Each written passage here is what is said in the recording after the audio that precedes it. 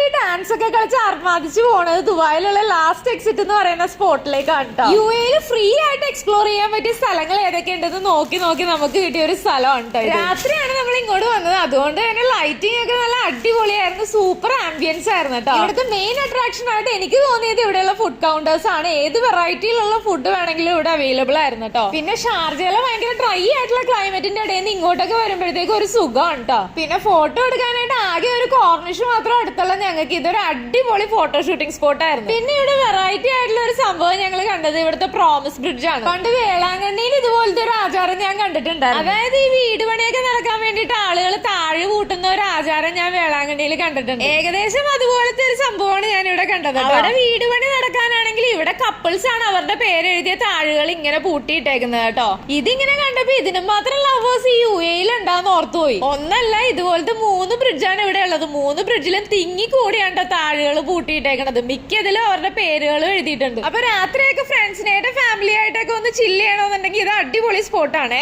അപ്പൊ ഈ വീഡിയോ നിങ്ങൾക്ക് ഇഷ്ടമായെങ്കിൽ ഒന്ന് ലൈക്ക് ചെയ്തേക്കണേ.